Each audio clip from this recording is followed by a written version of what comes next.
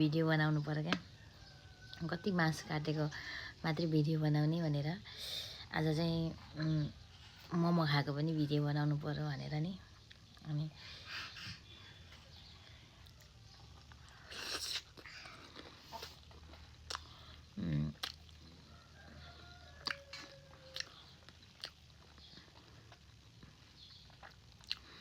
आफ्नै मासु दोकानको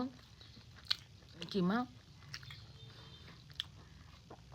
आफ्नै हातले बनाएको मोमो एकदमै मिठो कसलाई मनपर्छ पोर्क मोमो भन्नु होला अनि मलाई चाहिँ एकदमै मनपर्छ मोटी पनि छु ज्याङ्गो पनि छु हैन खानेकुराहरू एकदमै मनपर्छ तपाईहरु पनि खानुहुन्छ भने भन्नुस् है अचार चाहिँ अलिक टन्ना हालेर खाम होला हो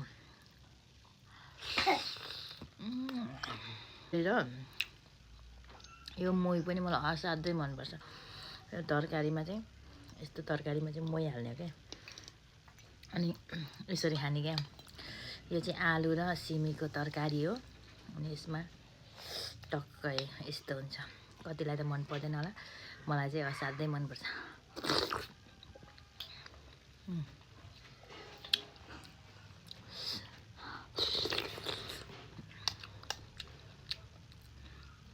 यो चाहिँ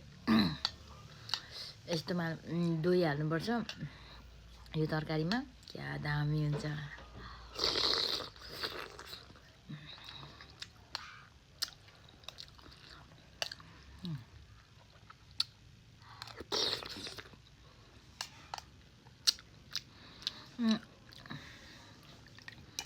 साथीहरु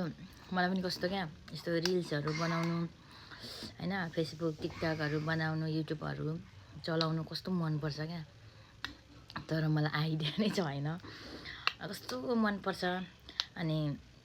मलाई चाहिँ मलाई चाहिँ के मन पर्छ भन्दाखेरि नि माने टिकटक फेसबुकबाट हैन अनि युट्युबबाट फेमस भयो भने भाइरल भयो भने मेरो पनि इन्टरभ्यु कसैले लिइदिए हुन्थ्यो हैन अनि त्यो इन्टरभ्युमा चाहिँ मेरो जति पनि जीवनको भोगाइहरू छ त्यहाँ चाहिँ मैले सुनाउन पाएँ भन्न पाएँ कस्तो आनन्द लाग्थ्यो होला जस्तो मलाई फिल हुन्छ क्या त्यो जति पनि जीवनमा मैले दुःखहरू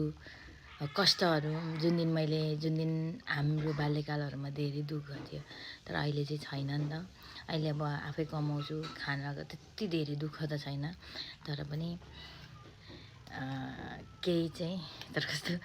मेरो आँखामा आँसु आउला जस्तो हुन्छ त्यो मेरो बाबा आमाको घरहरू सम्झिने त्यतिखेरको बाल्यकाल सम्झिने हो भने हैन तर ठिकै छ त्यो विगत नै हैन तर अहिले चाहिँ अब आफैले काम गरेपछि खाना लाउन इनफ नै छ तर भने जस्तो पैसाहरू यतात्यता ब्याङ्क ब्यालेन्स अब घर गरेर यतात्यता त्यो नहुन पनि सक्छ तर पनि मलाई चाहिँ भाइरल भएर फेमस भएर यस्तो रिल्सहरू बनाएर फेमस भएर मेरो कुराहरू राख्न पाएँ म कति खुसी हुन्थेँ जस्तो लाग्छ क्या नि मैले यदि सकिनँ भने नि मेरो छोराछोरीले भए पनि कुनै न कुनै मिडिया मार्फत इन्टरभ्यु आओस् मेरो भविष्यमा मेरो दुःखहरू सुनाउन पाइयोस् अरू मान्छेहरूलाई जस्तो फिल हुन्छ क्या मलाई चाहिँ त्यही भएर कोसिस गरिरहेछु हैन तपाईहरुले मलाई पनि माया टिकटकमा त मेरो मासु काटेको भिडियोहरू त भाइरलै छ तर पनि म चाहिँ भाइरल छुइनँ यस्तो बच्चा बेलामा खाएको क्या खान्थ्यौँ हामी मकैको र कोदोको ढिँडो बनाउनुहुन्थ्यो आमाले हैन मकैको चेक्ला हालेर अनि यस्तो बोडी र आलुहरूको तरकारी अनि गाउँमा त मोहीहरू हुन्छ नि त अनि त्यस्तोमा यस्तो मुसेर खानु कस्तो मिठो लाग्थ्यो त्यतिखेर अनि त्यतिखेरको यादमा अहिले पनि म पकाएर खान्छु क्या असाध्यै मिठो हुन्छ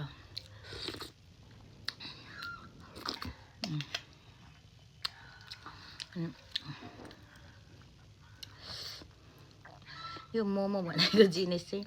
मैले जब +2 गरेँ +2 पढ्दा म चाहिँ बजार झरेको थिएँ त्यतिखेर मात्रै यो मोमो भन्ने थाहा थियो मलाई। माउन्टेन ड्यू भन्ने फिल्म पनि त्यो पनि थाहा थिएन क्या हामी पहिले गाउँमा हुँदाखेरि। कस्तो बिजोगको जिन्दगी थियो।